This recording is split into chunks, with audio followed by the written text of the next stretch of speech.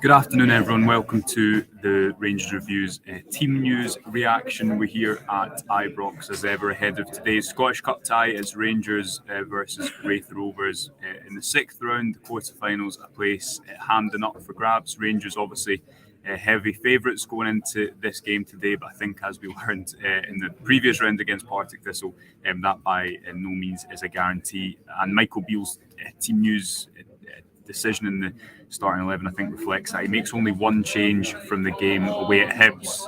The performance in a 4-1 win was, I think, by common consensus, the best Rangers have played in some time, certainly since the last trip to the capital to face Hearts, and similar conversations I think were being had after that game. Beale said that it would be the strongest team available. I think that's what the majority of people would think is the right decision. Rangers are under a lot of pressure to win this Scottish Cup, given the nature of this season. There's me getting my team sheet, perfect. And I think given the performance levels at Hibs and in the first half last week at home against Kilmarnock, it's important that Beale opts for kind of continuity as opposed to trying to get others minutes. You can see the team going along the bottom of the screen at the moment, but I'll just read it out for you as well. Rangers go with Alan McGregor in goals, James Tavernier, Connor Goldson, Ben Davies and Borna Barisic. The back four that we've become accustomed to seeing under Michael Beale remains the same. Ridvan Yilmaz does return to the bench alongside John Souttar, so you'd imagine if Rangers are in a position to change it, that you'd see either of those two players coming back, which gives Beale some options in the defence, which obviously isn't something that he has had really since coming into the club at all, but he keeps the back four, which had a good performance away at Easter Road on Wednesday. Then it's midfield three of John Lundstram, Todd Cantwell and Nico Raskin. Now the only change in there is Lundstram coming in for Ryan Jack. You'd imagine that's purely on the basis of rotation. I think Jack's been a real upgrade in the middle of the park the last couple of games. Certainly away at Hibs, it was his best performance in some time. But having played 2 games in a week, and I know he didn't play the full 90 minutes at Hibs, but he played a lot of football in a couple of days. Given his injury history, I think it's no surprise that he's rested. A front three that remains unchanged of Ryan Kent, Fashion Sakala and Antonio Cholak. We'll come back to that because I think that's something that is really interesting ahead of the game. What formation that, how that takes shape with the front two, how they play, because over the last couple of games, and it ties into what Beale's been speaking about in his press conferences as well, I think that's been something that's changed slightly in the way that Rangers approach things tactically. The bench, John McLaughlin, Ridvan Yilmaz, Yanis Hadji, Ryan Jack, John Souttar, Glenn Kamara, Alfredo Morelos, Scott Wright and Scott Arfield. So I guess notable absentees from the bench is Malik Tillman, who presumably remains injured, having missed the last couple of games as well.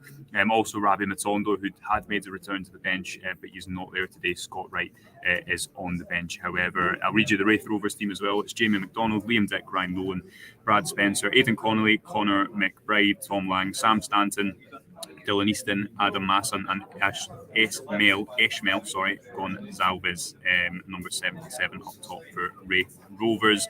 As Michael Beale alluded to in the press conference a couple of days ago, Raith are coming off a really good run of form. I think it's 1 defeat in their last 10 matches. They'll obviously take some heart in the way that Partick were able to make it a real game for Rangers right up until the 86th minute in the previous round. And fancy their chances of making something out of the game today. If Rangers play at the level I think that they showed against Kilmarnock and for the first half and Hibs as well, then they should be able to make this a comfortable afternoon. But I don't think we're in a position yet to say that they definitely will, given games at Ibrox. The results have been there under Beale, but not always the intensity and the consistency. That's a difficult thing when only one team is... Hibs opened up in midweek and that internal as Rangers to play into space. But in that first half, I think against Kilmarnock last week, they were able to do it, and it's trying to retain that for longer than 45 minutes today. Let's go get through some comment sections here. Adil saying, afternoon everyone, I'm happy with the team. One change, Jack in for Lunny. A lot of people not happy about that though. Watch Lunny be man of the match. Yeah, obviously John Lundstram's had a difficult couple of games before coming out the side. It'd be no surprise to think that Michael Beale spoke up his involvement from the bench last week against Kilmarnock, although it wasn't anything spectacular, to help kind of wrestle control back of the game. And then he puts him on as well in midweek against Hibs. He gets a start today, the nod ahead of Ryan Jack at the base of midfield. Tam also agreeing there. 3 games on the bounce, probably asking a bit too much for Jack. I'll be happy if that's the only change. We'll get through some more comments as well. OMS saying, would have liked to see Hadji and Suter in from the start, but overall happy with that. Hopefully see Ridvan at some point too. Yeah, the previous round, obviously, Beale made a lot of changes. Yanis Hadji came in for, I think, was his first start and his only start after coming back from injury. And John Suter last weekend against Kilmarnock only came on for the last couple of minutes, and Michael Beale said that he was frustrated the way that the game went, that Rangers weren't in a more comfortable position to get those match minutes. Suter and Ridvan both played for the B team in an Old Firm game on Wednesday, I think, for the first half. You presume that they're both going to get minutes today. The thing is, obviously, Rangers compared to this time last season when they had all the European games, there is not a huge amount of fixtures by which to rotate, not a lot of midweek games, and you're stuck in that awkward place where if Beale had made a lot of changes today and it looked a bit disrupted, people would say, well, Rangers should have just stuck to what they had been working for them, especially with that midfield. I don't think you can change Raskin and Cantwell at the moment. I know Tillman isn't in the squad. We could have seen him alongside those two at some point, but I think they've brought so much energy and freshness to the midfield. It'll be interesting to actually see when Tillman comes back, him playing within the kind of better functioning midfield. But the two of them have to keep their place.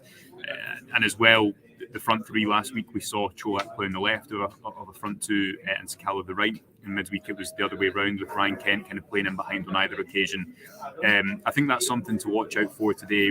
When Morelos has played up front, it's largely been him and Sakala. Even if he's been in the team as a goal scorer, he's more often than not played from the right, even if at times he has come centrally. I think it's been more intentional to play with a front two when Cholak's come into the team, and I think that's worked well. They had 14 shots between them in midweek against Hibs in the first half. I thought that really helped Rangers to kind of pin back the Kilmarnock back three and also give them the option to attack down either side.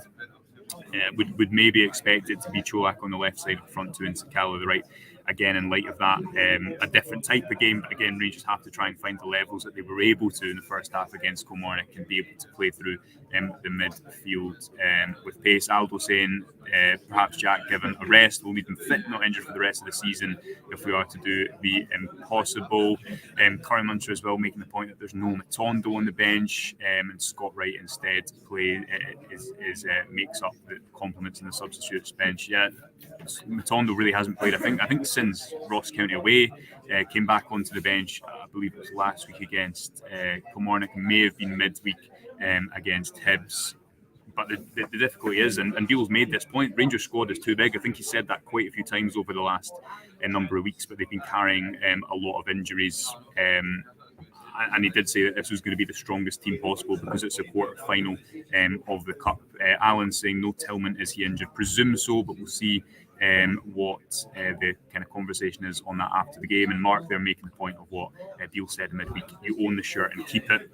And that is something that again has been repeated quite a lot by Michael Beale, that if you're in the team, you stay there. You've got people like Morelos on the bench, who's obviously not used to being on the bench, but probably can't argue with the numbers that Cholak and the performances Cholak and Sakala are putting up together at the top of the pitch, which is why he remains there as well. And just finally, another one here. Hopefully, strong lineup.